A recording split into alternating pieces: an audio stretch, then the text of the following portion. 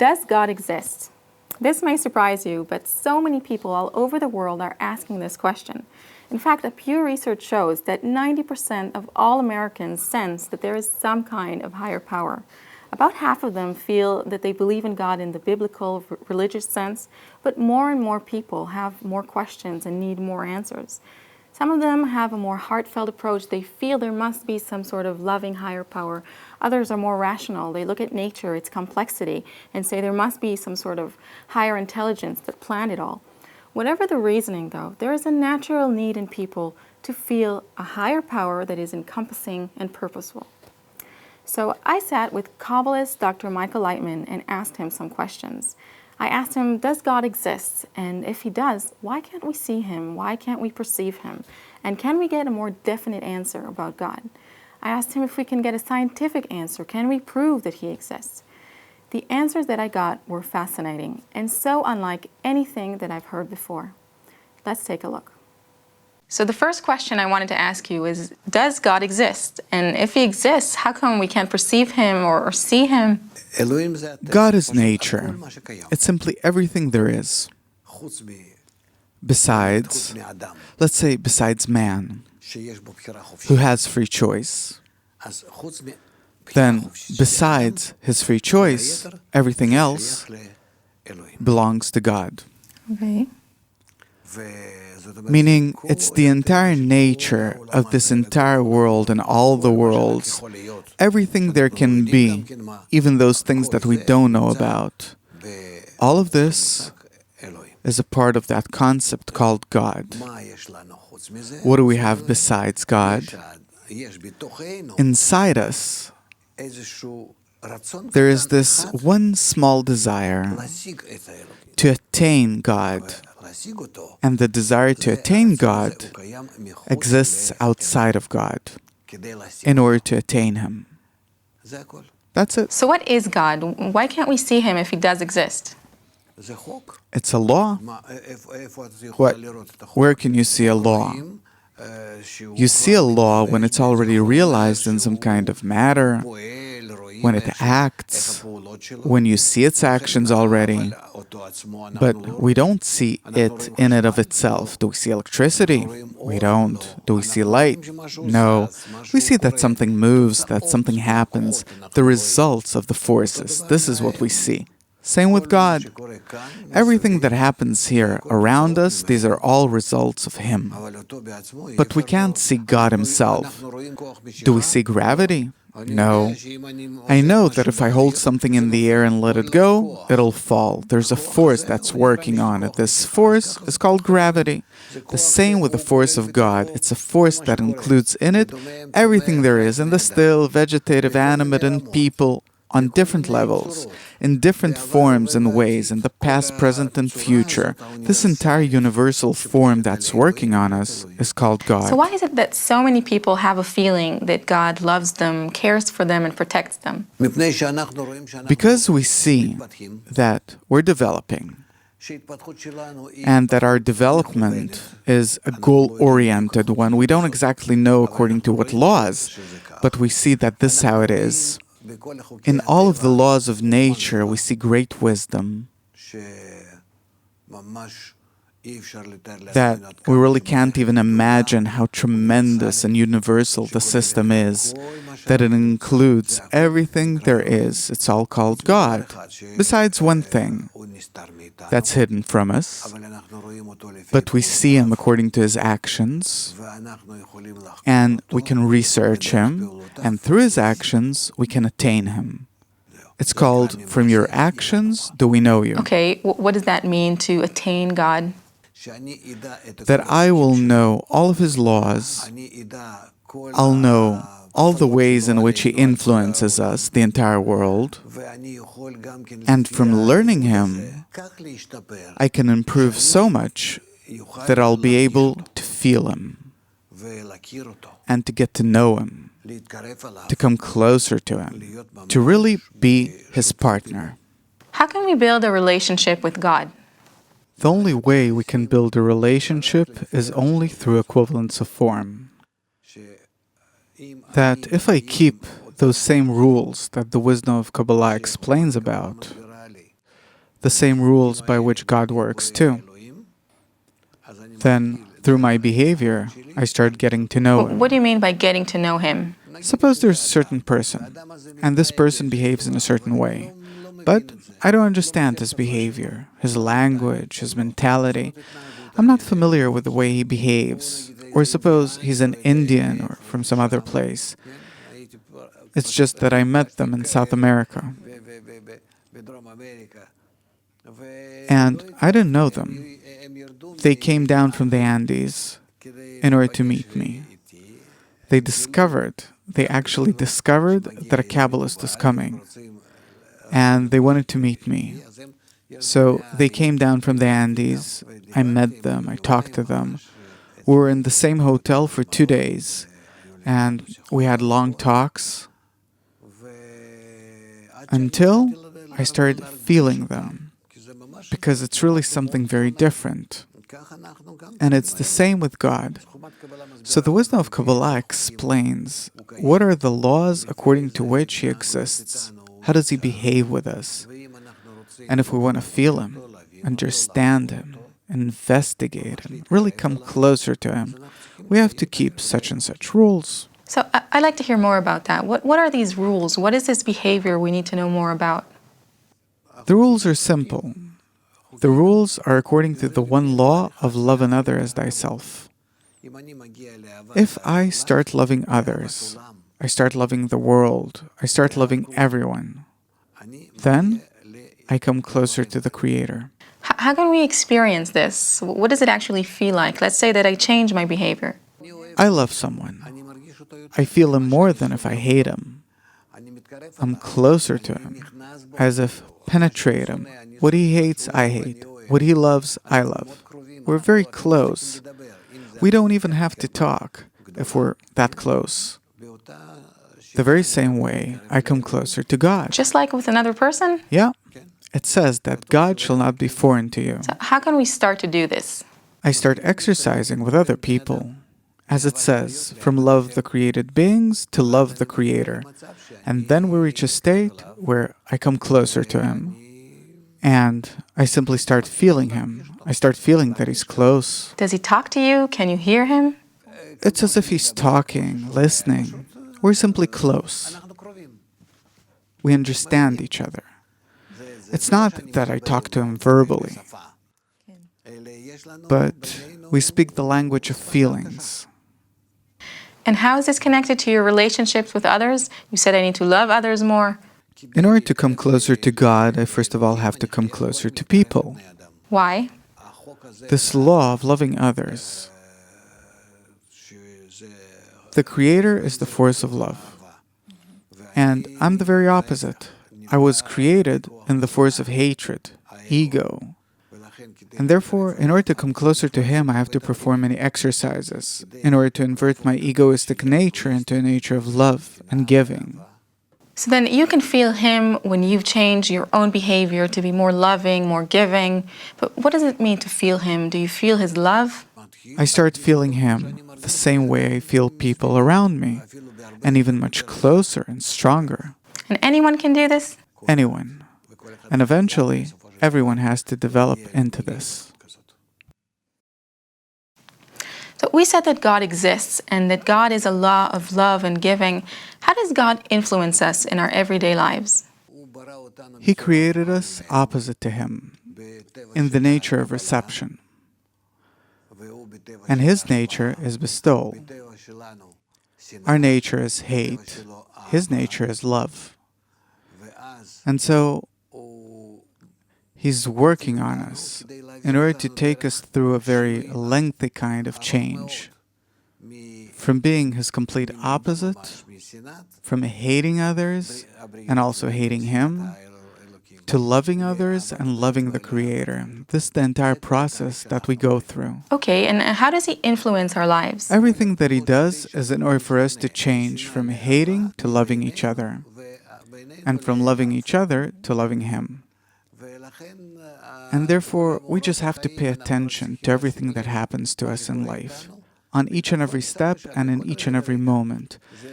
Everything that happens is in order to make us a bit more like Him. So God is organizing the events in my life so that I would...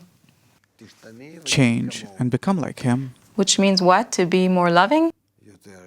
More loving, giving, bestowing to and caring for everyone. And then you become like the Creator. You feel yourself in a whole and complete degree, in a state of wholeness and perfection, which is truly an infinite degree, beyond life and death, good and bad, and we have to attain all of this. Can we prove scientifically that God exists? Many people are asking this question. No. Man himself becomes the subject for scientific research. What does that mean? If I want to prove something, then I have to build a device for it. This is how it is in physics, chemistry, and every science. Every science has its own instruments. Here the device is man himself, that he calibrates himself in such a way that he resembles the Creator, and then accordingly measures how did his qualities change, and how does it influence him, and how does he resemble the Creator, and accordingly what does he feel and attain, and so on. You actually have a background in science. You're a scientist. So would you say that you scientifically researched God and His discovery? True. This is how it is. This is also what's customary among Kabbalists. This is why they write books. And each of the Kabbalists understands what the others write, like in science. Only the thing here is that man himself has to change. In physics, a person doesn't have to change. In mathematics, or in any other science. Whereas here, he does, because he examines it on himself. So then, in order to prove that God exists, I first need to change, and then only when I perceive Him can I research Him? First change, and then according to your changes, you'll start perceiving Him. And according to your perception, you'll start researching. And accordingly, you'll be able to gather all the information, and from that you'll have a science of your own. What is the connection between God and the meaning of life? Is there a connection? Without revealing God, we can't attain the meaning of life. Because the meaning of life means, where are we from? Who has created us? What does He want from us? For what reason? And for what goal? What is this process that we're going through? What do we attain at the end of the way? Who controls us? How can we influence Him? How does He influence us? How should we connect between us in order to influence Him more or less? The wisdom of Kabbalah reveals and teaches all of these things, and any person who's engaged in it attains it all. So in order to discover this meaning, do I first need to reveal God? Of course. It's the only way, because He's the source of life. He's the first and also the last in this chain, and also in each and every moment of my advancement, from the beginning of creation until its end. How can I know about the entire process and each of its parts if I don't know the Creator? It's the operating and realizing force. It's the motivating force. So again, each person that wants to discover the meaning of their life can do it, can discover it? Everyone has to. It's not even a matter of wanting to or being able to, but everyone has to. And therefore, unless you have revealed Him, you'll have to reincarnate and reveal Him. And if I reveal God, will I discover my own personal meaning in life? Yes, your own personal meaning. And so will the whole of humanity. If God exists, why do bad things happen in the world? Why is there so much suffering? Who promised you that things are going to be good? Because God exists. His existence still doesn't mean anything. God controls the entire reality, and the entire reality, the good and the bad, is sustained and developed only by Him, by this global and universal force, in order to lead us to the recognition of evil and the recognition of good, For this, he has to influence us by two forces, the good and the as if bad forces. And since we're feeling beings, then only by these two reins can we advance. How can we grasp that all this evil is coming from God himself? There's none else besides him. There's only one acting force in the whole of reality. And he is that good and loving God And also the bad that does all the So bad. you're saying that all of this is happening in order to advance us? Were he not to influence us in a positive and negative way, or we're in the middle, then we'd have no free choice. To choose what? To choose whatever you want, the good or the bad, or beyond good and bad. Okay. And so this is where we are, in a very special and complex system, very non-simple.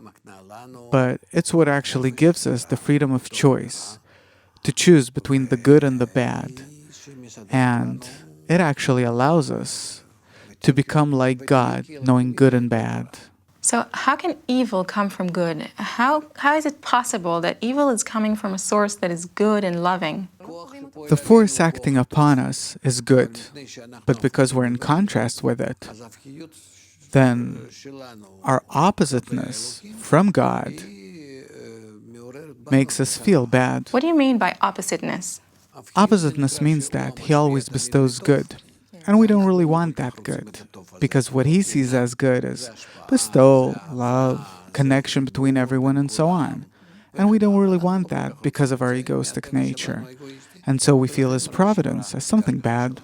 What exactly don't we want in this goodness? I mean, we want to feel good, we want to be good, we want there to be love. We want for us to feel good, according to what we think good is, but not according to what God sees as good. I'm trying to understand what exactly is the difference between what I perceive as good and his good. His good is that each of us cares for everyone else. And our good is that each of us cares only for himself. So good means not that I will feel good, but some kind of altruistic good, that everyone will feel good. Yeah, I can't think only about my own good. Because God, he thinks globally about all the created beings together. And if I do not think about everyone, I miss some part of creation. Then, correspondingly, I cause harm to that part, and therefore, I deserve some kind of punishment. But punishment isn't punishment, it's correction, by which I start understanding what does he want of me?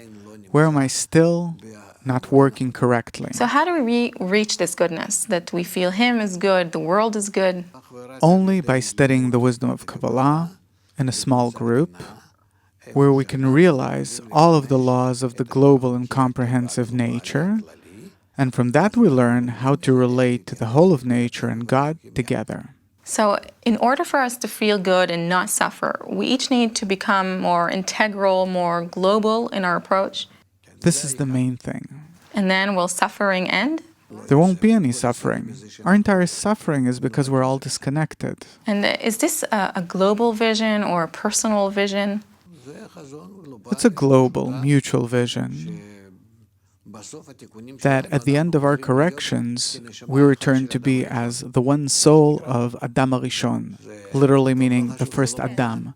Well, okay, it's not clear what I said, but as one body. As one desire, one intention, with God inside us. And why is that what's good? Why will that make us feel better? Because by this we chase away all the bad influences, all the bad feelings.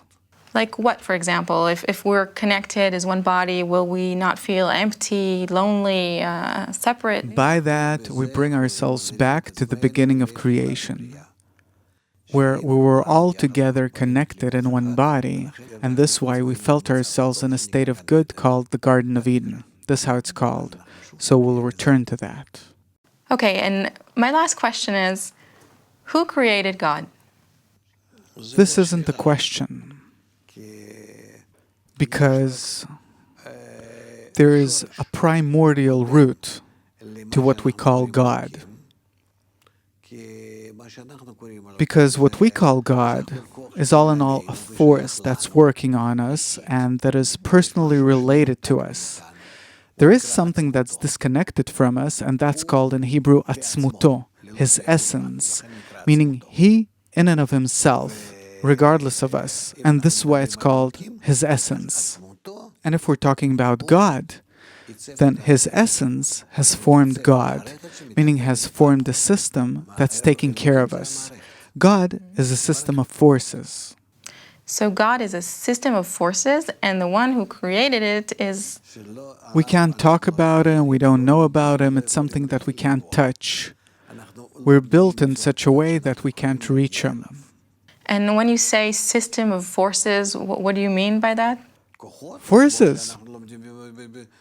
It means that we and everything else on earth is a system of forces. And God and everything above him is this system of forces? It doesn't matter that we call it God. It's a system of forces. It's like doing research in physics, or in chemistry, or in anything else. Are we also forces in this system? Of course we're a part of the system. The thing is that we have to discover this system and become corrected forces in it. What does it mean that we're corrected forces in the system? Love another as thyself. This is the comprehensive rule of the system. You mean that we act harmoniously with each other and with the system? Yes, but that we ourselves, consciously, willingly, that we activate ourselves and all of our forces to be in a single system. Okay, so perhaps now you can give us a small tip. I understood throughout our talk that we're living in a system of forces, that there is one governing law of love that is ruling this system, and that I am also a force in the system. So what can we do from now on? How can we change our perspective on life in a small way from now onwards? Whoever wants to find out about the world that we're living in, what is there after death, and also before that, how to know what is my destiny, how to direct myself in life, has to study the wisdom of Kabbalah. We're open for everyone. And what will he study there? He'll study the system. The system. The system in which we all are, the system of reality, and how does it work, and how should man manage it and himself in order to have a good life. Thanks so much. It sounds fascinating.